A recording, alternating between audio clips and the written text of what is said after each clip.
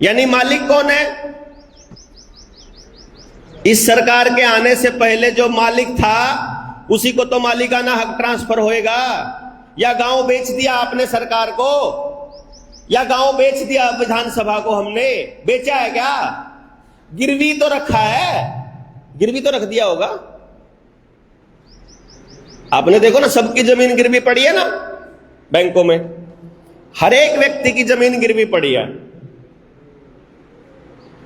और जितना पैसा वर्ल्ड बैंक से आ रहा है, ये जो इंटरलॉकिंग वाली टाइलें लग रही है, जितना सचिवालय पे लग रहा है, जितना गांव के दूसरे स्टेडियम पे या स्कूल में, अस्पताल में नया पैसा लग रहा है, वो सारा का सारा पैसा वर्ल्ड बैंक से आ रहा है और गांव की जमीन गिरवी रख के आ रहा है। और ये ना सरपंच साहब को मालूम है, ना सिस्टम के अंदर बैठा व्यक्ति बता रहा है आपको।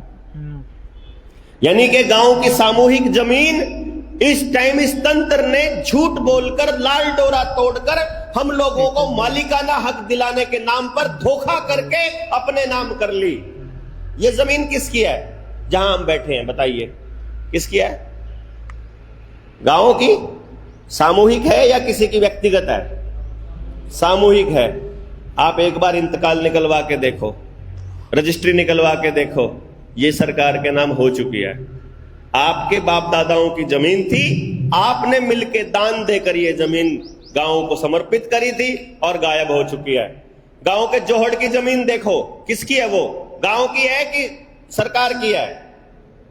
बताना किसकी है? अरे बता तो दो। गांव की है ना। जब गांव की जमीन जोहड़ की है तो फिर आदेश कोई और कैसे दे सकता है उसके ऊपर बसे हुए किसी घर को तोड़ने का? अगर चौपाल की जमीन हमारी है तो आदेश वो कैसे दे सकता है? नहीं समझे भाई? पहले तो अपनी जमीन को क्लेम करना पड़ेगा। आपसे झूठ बोलकर उन्होंने कानून क्या बनाया? कानून बनाया कि जिस जमीन को कोई क्लेम नहीं करेगा, जैसे लाल डोरा तोड़ा, बोला आप अपने घर की रजिस्ट्री करवा लो, सस्ती हो रही है 1 रुपए में। आपको लगा कि शहर में तो रजिस्ट्री इतने लाख में इतने % पे होती है, यहां 1 रुपए में हो रही है, फटाक से करवा लेते हैं। आपने अपनी जमीन को तो मालिकाना हक क्लेम कर लिया, लेकिन वहीं आपने ये नहीं देखा कि भाई आपने ये वाली जमीन पे तो क्लेम कर लिया, पर जो गांव छोड़कर किसी शहर में रहता है उस आदमी की जमीन तो किसी ने क्लेम नहीं की। जो चौपाल की जमीन है वो तो किसी ने क्लेम नहीं की। जोहड़ की, अस्पताल की और मंदिर की वो तो जमीन किसी ने नहीं क्लेम करी ना, वो किसने कर ली? सरकार ने अपने नाम रजिस्ट्री कर ली। अब वो कह रही है जमीन हमारी है और खाली करो, क्योंकि गांव की जमीन पर बना हुआ घर तोड़ने का आदेश यदि कलेक्टर दे देता है तो आप ये मानकर चलिए कि कलेक्टर ने ये कह दिया है कि मालिक मैं हूं। यदि आप किसी बाहर के आदमी ने आदेश दे दिया है तो समझ लो वो मालिकाना हक बता रहा है आपको। अब आप देख लीजिएगा भैया, देखो किसी का घर टूटे या किसी का घर बसे, ये तय करेगा गांव, वो बाहर बैठा आदमी कोई तय नहीं करने वाला। क्यों जी? अगर ये तोड़ने होंगे ना इनके घर, जितने लोगों के घर तोड़ने हैं गांव में, हम तय करेंगे, ये गांव को खड़ा होकर डिक्लेयर करना पड़ेगा। गलत है कि सही है? बताओ आप भैया। अगर गांव का आदमी है, 500 साल से इनके पुरखे हमारे पुरखों के साथ रह रहे हैं और रह रहे थे, और इनके बच्चे हमारे बच्चों के साथ रहने वाले हैं आने वाले टाइम में, या तो हम लोग ये तय कर दें कि आज के बाद तुम अपनी कट्टी करो, तुम अपनी कट्टी करो और हम नहीं रहते तुम्हारे साथ, या तो ये तय करो।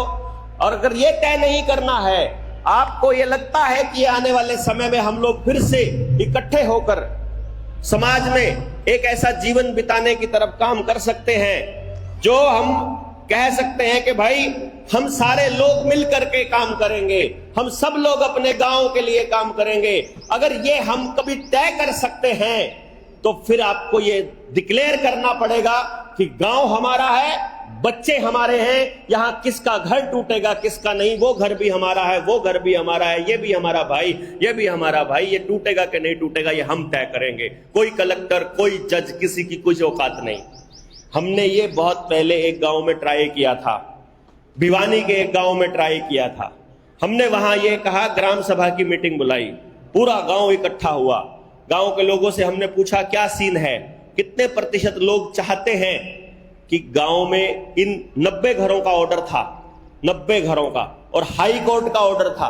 ऑर्डर कौन लेके आया था? गांव का ही सरपंच। जिसको सरपंच बना दिया उसी ने कोर्ट केस करके वो जमीन खाली करने के लिए कोर्ट में केस करके और आदेश ले आया। उसके बाद केस लड़े लोगों ने, फिर गवाहियां दे दी, फिर वो हाई कोर्ट में चला गया, ऐसे करके अपील करते वो हाई कोर्ट से ले आया। अब आदेश आ गया कि एक गांव में टूटेगा घर।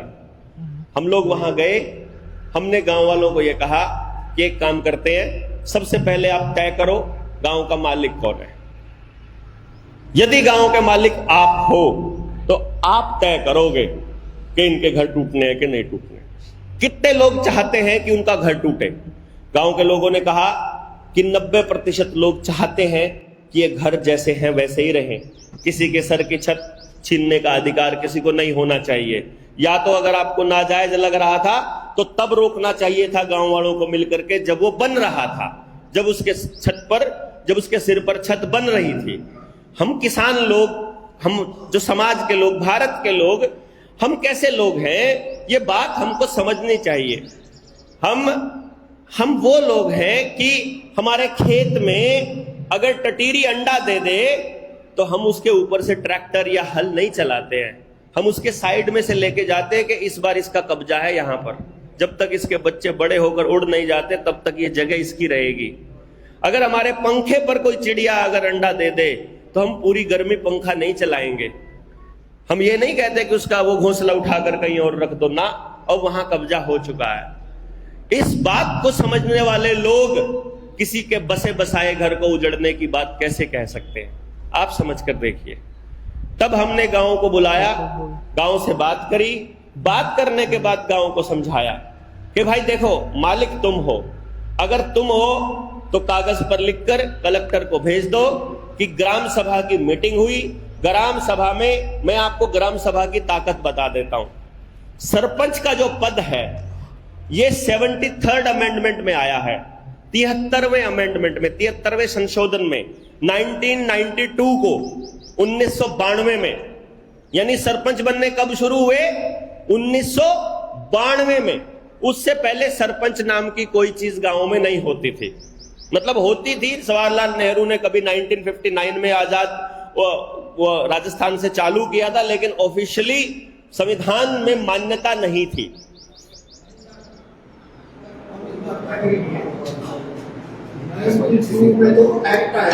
मैं वही तो कह रहा हूं ना, एक्ट के हिसाब से तो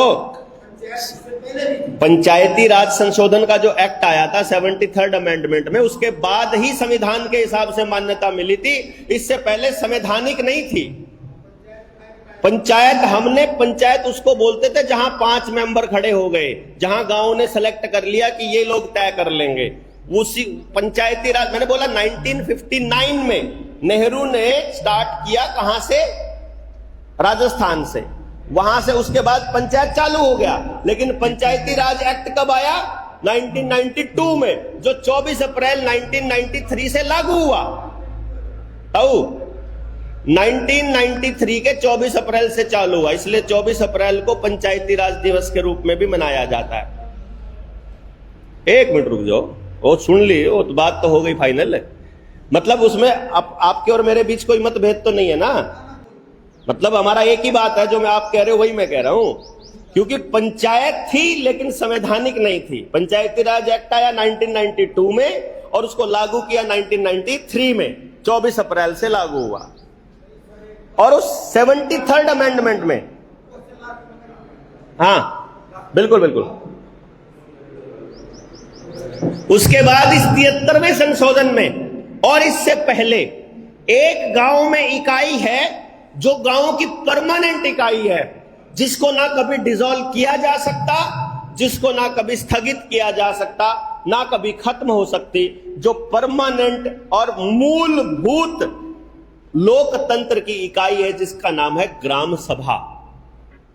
ग्राम सभा, जिसके बारे में कभी भी बताया नहीं जाता। ग्राम सभा क्या है?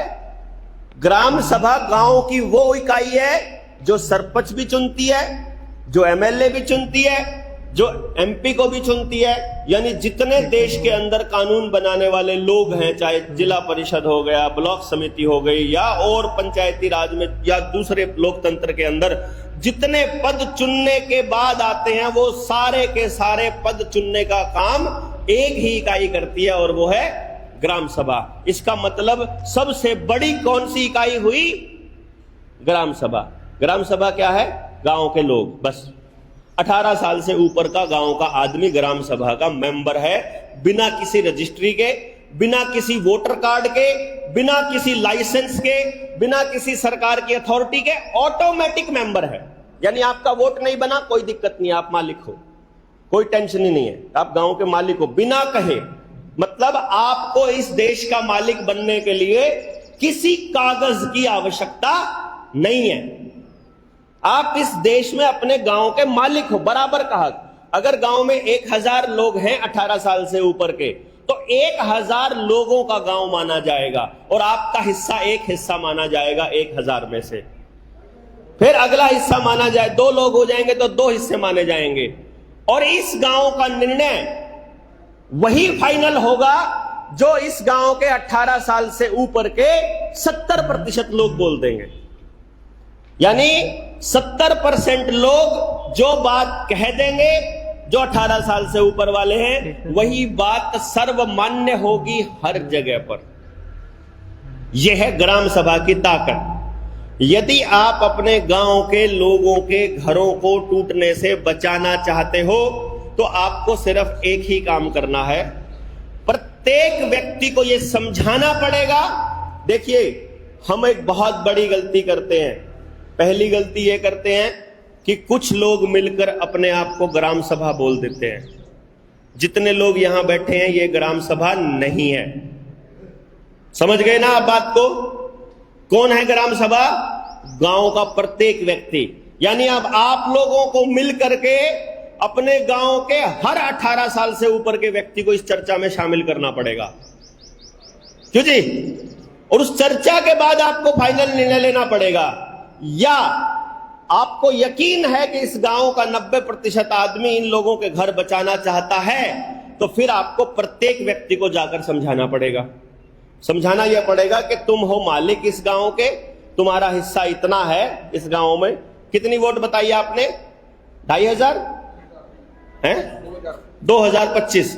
तो अगर 2000 वोट मान लेता हूं, तो एक व्यक्ति का 2000वां हिस्सा है इस गांव में, मालिक में। तो जब इस गांव में 70% लोग, यानी कि 1400 लोग, 1450 लोग जिस दिन ये कह देंगे कि ये वाली बात होनी चाहिए, वही बात फाइनल मानी जाएगी। उसको दुनिया की कोई कोर्ट, उसको दुनिया का कोई एसपी, कोई जज, कोई एमएलए, कोई एमपी, कोई सरकार मोड़ नहीं सकती, क्योंकि असल में उनको चुनने का काम यही लोग करते हैं। भाई, वोट तो 30% लोगों ने दिया होगा किसी एमएलए को, एमपी को। जो वहां बैठा है मुख्यमंत्री, मान लो भाजपा की सरकार है आज, तो भाजपा को वोट देने वाले कितने लोग? 30% लोग। तो 30% लोगों द्वारा बनाया गया कानून, वो भी एक व्यक्ति बनाता, उनकी भी वोट नहीं ली जाती, उनसे भी राय नहीं ली जाती, किसी से पूछा नहीं जाता, वोटर से नहीं पूछा जाता। यहां कितने सारे लोग हैं भाजपा के वोटर? हाथ खड़ा करके बताओ, बताना हाथ खड़ा करके कि हमने वोट किया था भाजपा को, बीजेपी को। मोदी जी को वोट किस किसने किया था? हाथ खड़ा करना। 1 2 3 4 5 6 7 8 9 10 11 12 13 है ना? मोदी जी को वोट देने वाले आदमी के खिलाफ मोदी जी काम कर रहे हैं, जबकि असलियत में उसको वोट दिया था अपने लिए काम करने के लिए। इस बात को समझना है हमको कि 30% लोगों ने वोट किया, उनसे भी नहीं पूछा जा रहा कि तुम्हारे खिलाफ कानून लेकर के आ रहे हैं।